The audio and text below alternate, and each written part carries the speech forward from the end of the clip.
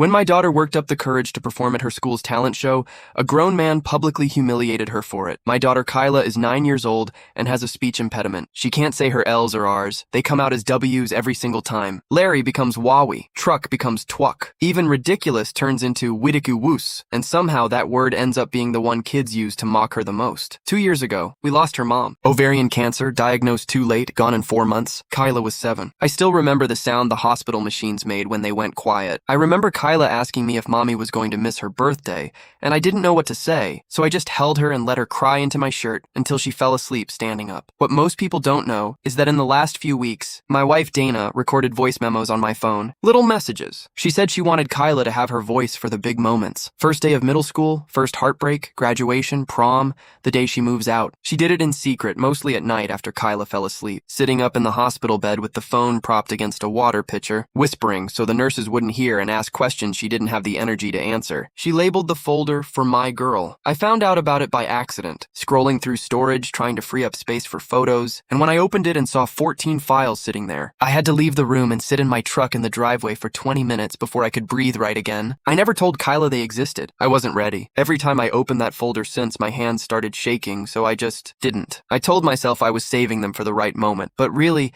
I think I was just scared that hearing her voice again would break something in me I wouldn't be able to fix in time to still be a functioning parent the next morning. Kyla's dream, for as long as I can remember, has been to sing. Her mom used to sing to her every single night before bed. Off-key, terrible, beautiful. Songs she made up on the spot half the time. Songs about Kyla being the bravest girl in the whole neighborhood. After Dana died, Kyla stopped singing completely. Not gradually, instantly like someone flipped a switch. For almost a year, she wouldn't even hum in the shower. She stopped answering when teachers asked if she wanted to join choir. Her guidance counselor gently suggested it might be a grief response, that music had gotten too tangled up with her mother for her to touch it without it hurting. Then last month, out of nowhere on a random Tuesday while I was making dinner, she walked into the kitchen holding a crumpled permission slip and asked if she could do the school talent show. I said yes before I even thought it through, spatula still in my hand, sauce dripping onto the floor. I would have said yes to anything that brought a piece of her back to life like that. She picked Love Sosa, her favorite song, the one she used to blast from a plastic speaker shaped like a strawberry that Dana bought her for her 6th birthday. She practiced it in her room every night with the door cracked open just enough so I could hear without her knowing I was listening. Some nights I sat in the hallway on the floor with my back against the wall just listening, crying quietly into my sleeve so she wouldn't hear me and stop. She got the words wrong on purpose sometimes, giggling at herself, and other nights she'd stop mid-verse and just go silent for a long stretch, and I'd hold my breath outside her door until I heard her start again. The night of the show, the auditorium was packed. Fold-out chairs squeaking under restless siblings, a table of cupcakes some PTA mom brought with little frosting stars on top, the smell of old gym floor wax mixed with somebody's drugstore perfume a few rows back. My tie was too tight. I'd bought Kyla a bouquet of grocery store carnations, the cheap kind wrapped in plastic, and it sat in my lap the entire show, getting warmer and warmer, petals bending under the pressure of my grip because I couldn't stop squeezing something. I sat in the 3rd row, phone out, ready to record, my thumb hovering over the button like it might slip. Kyla was backstage, and I could see her peeking through the gap in the curtain, searching the crowd until she found my face. I gave her a thumbs up and mouthed, "You got this." She didn't smile back. She looked terrified, her eyes too wide, her hands twisting the hem of her shirt the same nervous way her mother used to do before she'd give a work. Presentation.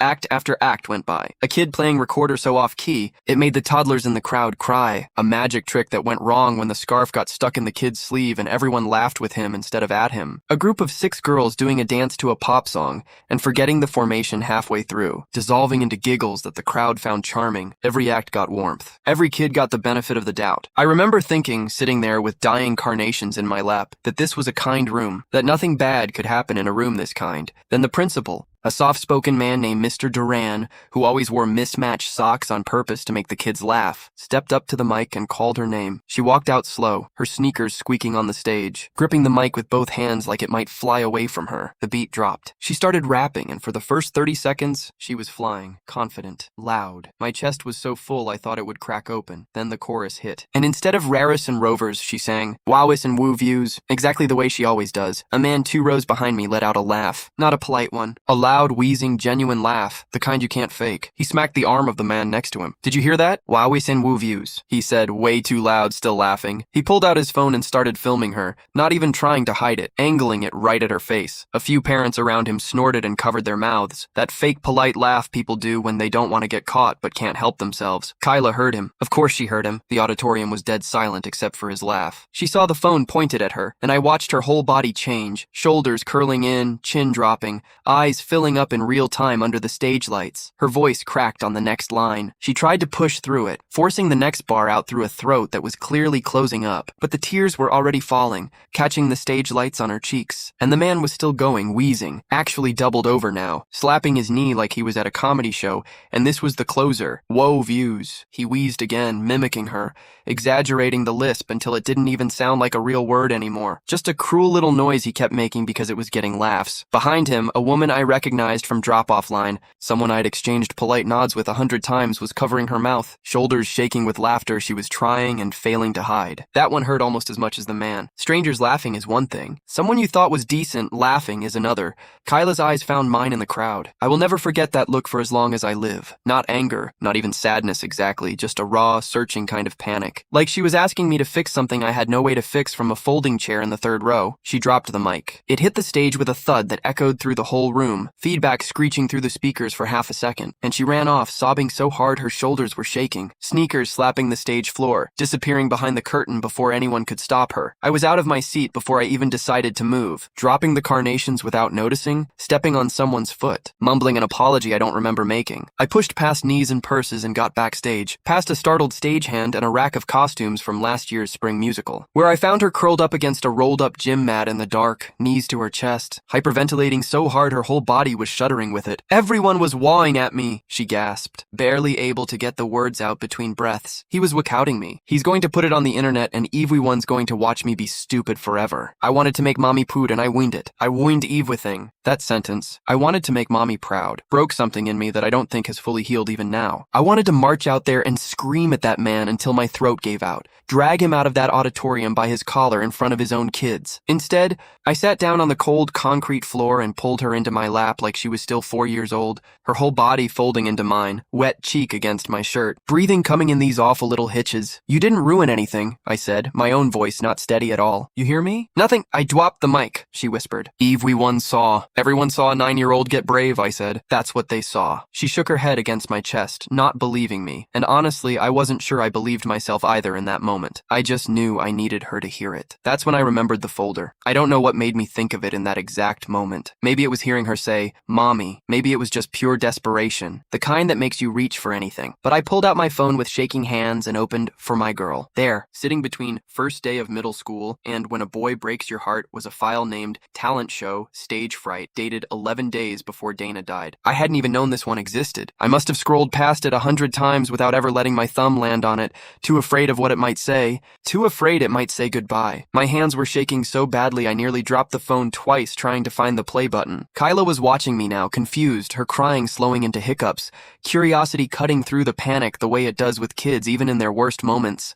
"What is it, Daddy?" I looked at her and for a second I couldn't even talk. "There's something I need you to hear," I finally managed. "It's from Mommy." Kyla went very still. I hit play, and Dana's voice filled the small backstage space, a little raspy from the treatment, but unmistakably her. "Hey, baby girl. If you're hearing this, it means you got brave enough to get up on a stage somewhere, and I already know some part of you is scared out of your mind. That's okay. Being scared and doing it anyway, that's the whole thing. That's the only trick there is. And baby, if anybody laughs at you, you let them. Let them laugh, because you are going to be the only person in that room who did something brave that day, and they're going to remember that, even if you don't win. I love you more than every star combined. Now go sing, my little Wowie." Kyla's whole face crumpled. She hadn't heard her mom's voice in 2 years. Not once. I'd been too scared to let her, and now I understood, watching her face, that I'd stolen something from her without meaning to. Something I'd been too much of a coward to hand over. "That's Mommy," she whispered, like she needed to say it out loud to believe it. "That's actually why Mommy's voice." "That's actually Mommy," I said. "Play it again." she whispered. I did. Twice more. Somewhere in there, the crying turned into something else. Not happy exactly, but steadier, like the ground had come back under her feet after a long time of standing on nothing. By the third time, she was mouthing along with the last line before Dana even said it, like some part of her had already known it was coming, or maybe just wanted it to. She calls me Wowie too, Kyla said softly, like the man was making fun of. She's the only one who gets to say it like that, I told her. Nobody else gets to take that word from you. It was always hers first. The stage manager, a sweet older woman named Ms. Alvarez who ran the sound booth, had followed me backstage to check on us and heard the whole thing. She wiped her eyes with her sleeve and said, Sweetheart, do you want to go back out there? Kyla looked at the voicemail file still glowing on my screen, then out toward the stage lights bleeding through the curtain. Can Mommy come with me? She asked. Ms. Alvarez didn't even hesitate. She grabbed an auxiliary cord, plugged straight into my phone, and rigged it into the house speakers in about 90 seconds flat, hands moving like she'd done this exact impossible thing before. Kyla walked back on stage. The room went quiet again, but this time it felt different, cautious, unsure what was about to happen. She picked the mic back up off the floor where she'd dropped it. My mom passed away 2 years ago, she said, voice shaking but audible. She left me a message. I want you all to hear it before I finish my song. Dana's voice came through the speakers, the same message, filling the whole auditorium this time instead of a cramped backstage corner. You could hear a pin drop. I watched grown adults, strangers, wipe their eyes.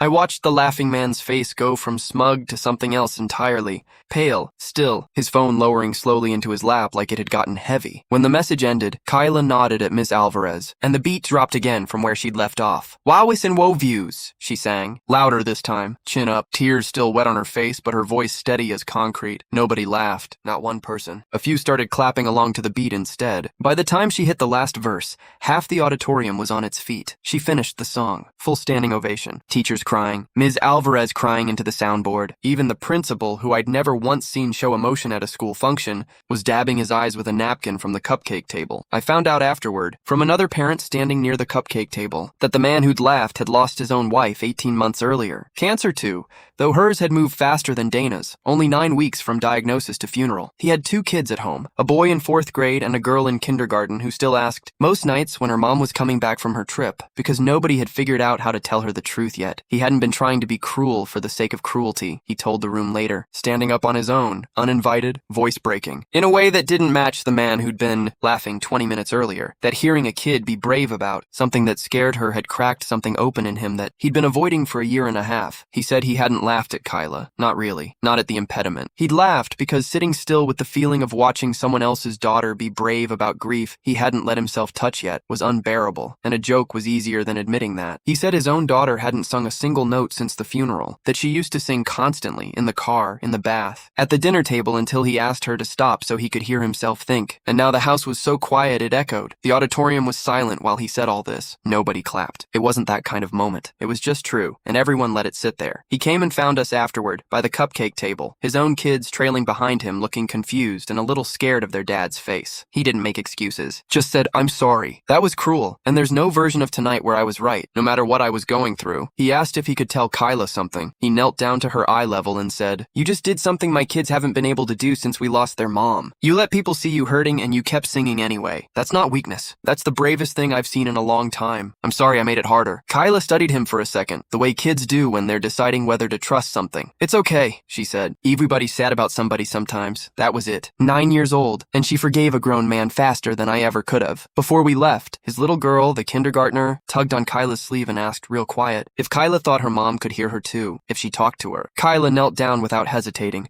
the way only kids can do with each other. No awkwardness at all, and said, I think they hear everything, even the embossing stuff. The little girl laughed for the first time all night, and something about that. 2 grieving kids finding each other by accident in a school auditorium over cupcakes undid me more than anything else that whole evening. We drove home with the windows cracked despite the cold, Kyla singing along quietly to the radio in the back seat, getting every L and R wrong and not caring even a little bit anymore, the sound of it filling up the whole truck like it used to when Dana was the one driving. I played Dana's message one more time in the driveway before we went inside, just the 2 of us sitting in the dark car with the engine ticking as it cooled. Play it every night? Kyla asked, her voice small and hopeful in a way I hadn't heard in 2 years. Every night you want, I said. There's 13 more of them waiting whenever you're ready. One for every big thing that's still coming. Even Even when I'm a mom myself someday, my throat closed up completely at that. Especially then, I managed. She reached over and laced her small fingers through mine, the same way she used to do in hospital waiting rooms, and we just sat there a while longer, listening to the engine tick and cool. Neither of us in a hurry to go inside and let the night end. She fell asleep before we even made it up the porch steps, carried against my shoulder,